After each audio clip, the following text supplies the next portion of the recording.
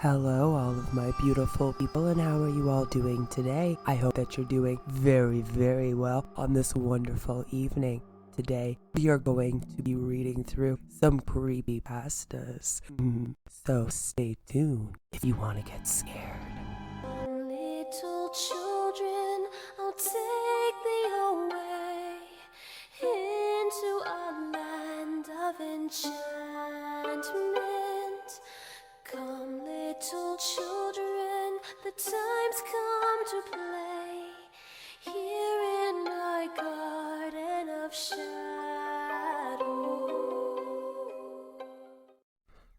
Don't knock back. Hello, my name is Philip. I'm currently writing this from a park bench in the middle of December. The reason for this will make more sense later, but I'm just too afraid to be in any enclosed space.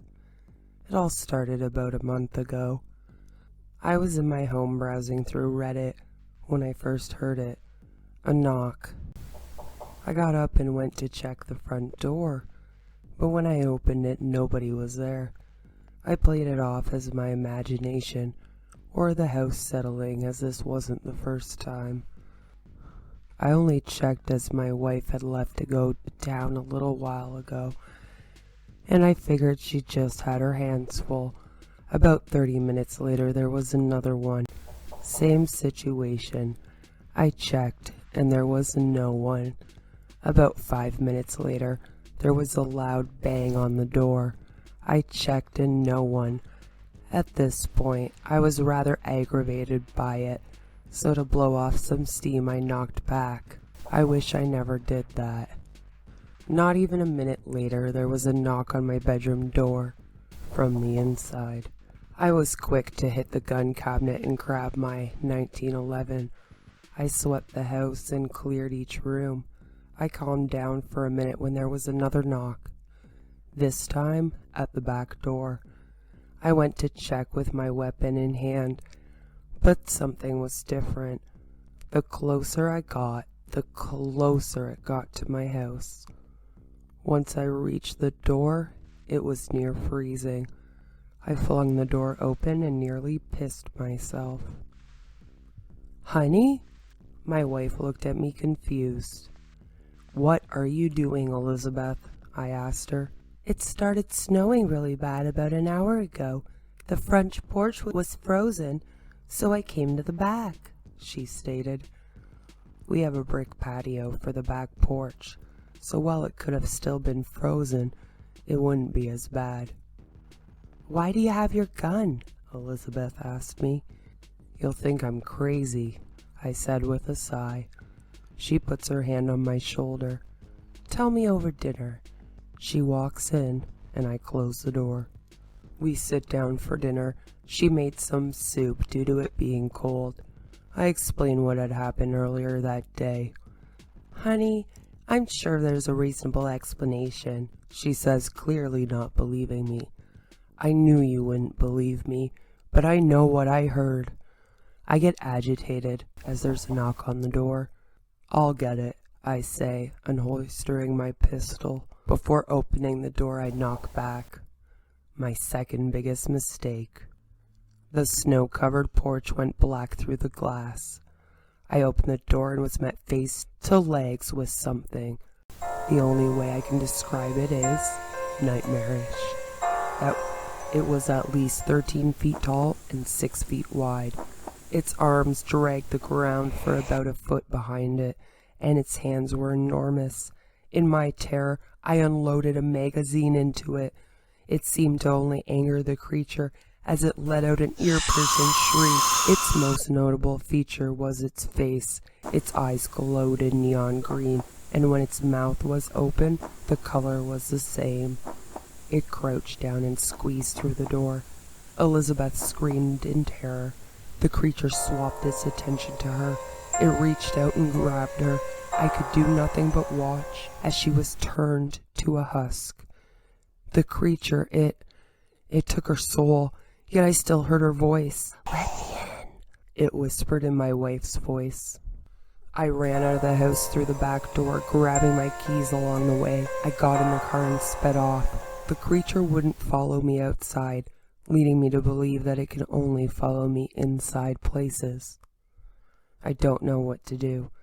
I had been sleeping in my car, and every single night I heard her voice. Let me in.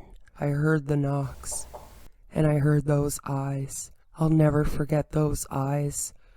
I fear it won't be long before I have to go back.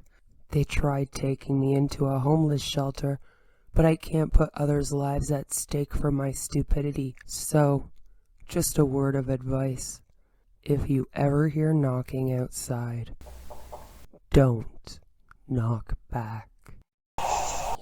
A midnight visit. A crack of thunder ripples through my house, shaking it like an earthquake. Damn, this storm is horrible. I haven't ever seen anything like this. I sit back down on my couch and look out the window across the living room. Something catches my eye for a moment. I see what looks like a huge black mass camped outside my window looking in. The only reason I even saw it was from the consecutive lightning strikes in the field next to my backyard. It was just sitting there not moving, and I was just watching it. Not really sure what to do at this point. I mean, what should you do in this situation?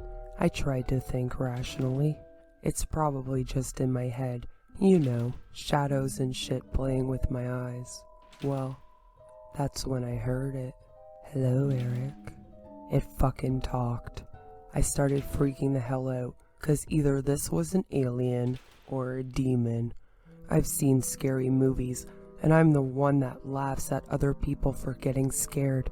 As I'm still freaking out about the fact that a mysterious black mass outside my window talked to me, it talked again. I know this must be a shock to you, young man, but it is raining. May I come in? I mean, what the fuck are you supposed to say in a situation like this? I mean, sure, I guess. The door opened. Excellent. It was getting rather chilly out there. The large black mass stepped inside and started to form into the largest man I've ever seen. I mean, I couldn't really see him, but the shadowy outline was massive.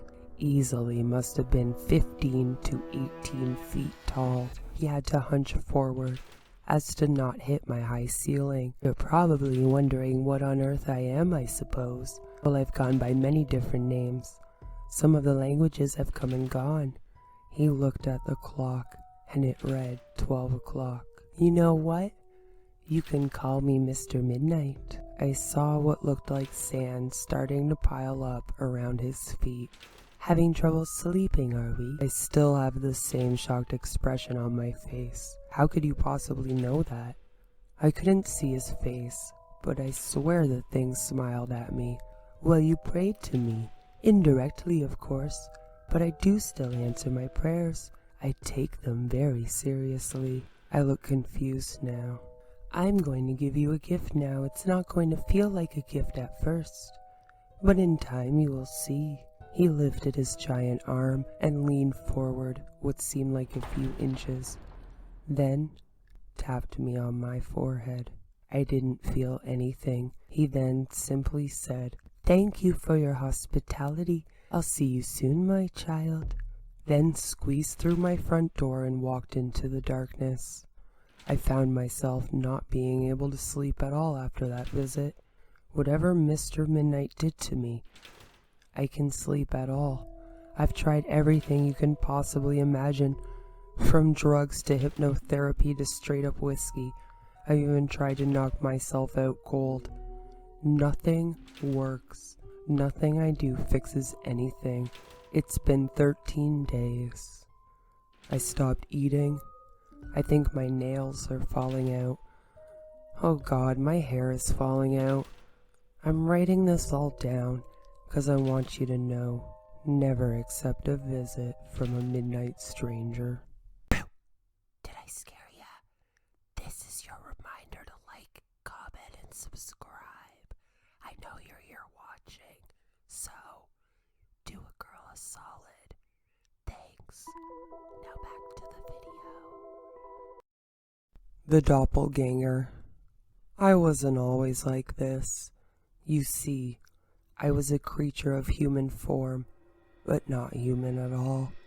Now life as a human is amazing. Wait, I'll explain.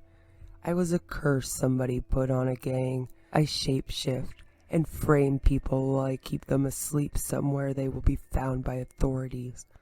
Or people that basically want their head in my home. Well, not really my home, but the ex-mob leader's mansion. I'm telling you my story, and I have yet more people to scratch off my list. Or, I should say more than scratch off. For a creature like me, I have been assigned to commit my misdeeds on these rotten souls, but not more rotten than I myself am.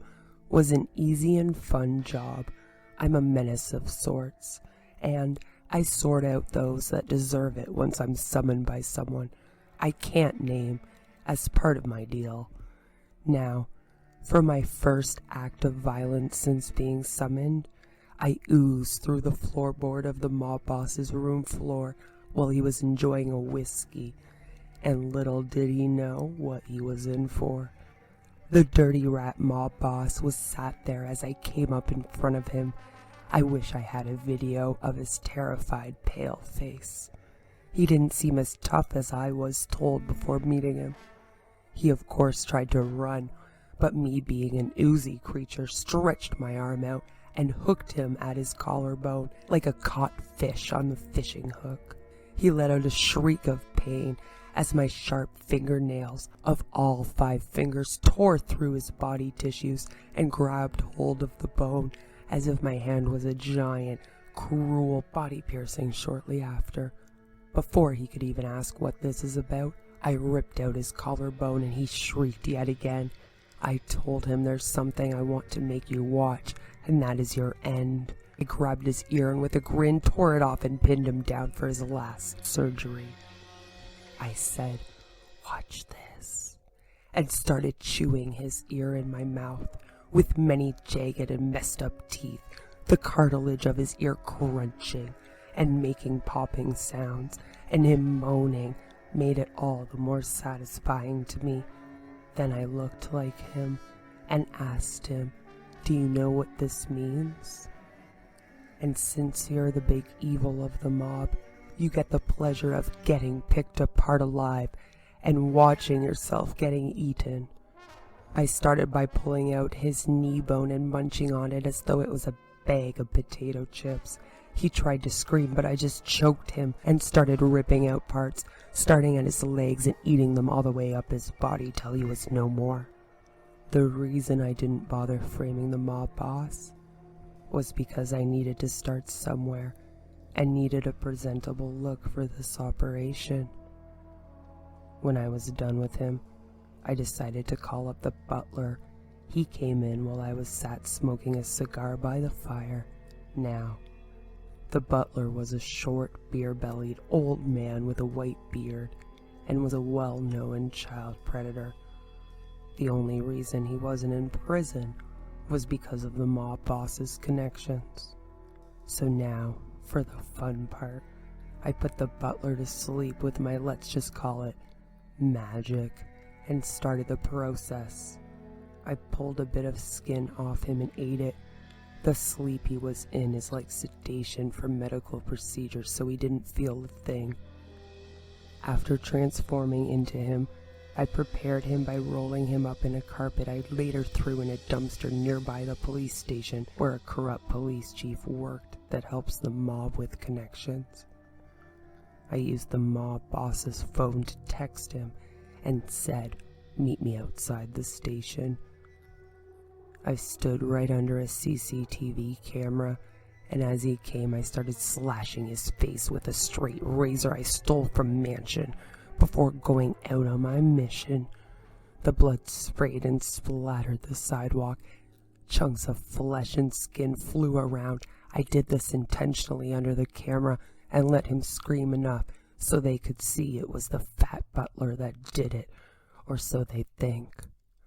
As the police were coming to back him up, I gouged his eyes so deeply I killed him right in front of them as they opened fire and hit my leg, which I would soon use to my advantage. I ran very fast to the dumpster where the fat butler rested and shot his leg just where I had been shot to frame him. Just before waking him up, I said, "Try getting out of this one, you fat pervert." I left him screaming in the dumpster so they could find him when they catch up, as I oozed down a drain nearby and waited to hear how it plays out. I heard them tip the dumpster over and start violently beating and bludgeoning him on the street. Listening to his bones crack and the screaming was like music to my ears and dark evil soul. Moments later, after the gruesome beating, I saw an eyeball and blood come down the sewer where I was hiding. I was thinking to myself, Fatso got it bad. Moments after, I heard sirens of emergency services coming, and I oozed my way back to the mansion for more nefarious actions. Final word from me. Sometimes bad people wake up to nightmares instead of from them. Did I get you? Thank you so much for watching. Please do give the video a like, subscribe if you are new here, and I will see you in the next one. Let me know in the comments which story was your favorite. Bye. Okay, well, I at least got you that time, right? Have you ever met the bogeyman before? No, of course you haven't, for you're much too good, I'm sure. Don't you be afraid of him if he should visit you. He's a great big coward, so I'll tell you what to do. Hush, hush, hush, here comes the bogeyman. Don't let him come too close to you, he'll catch you with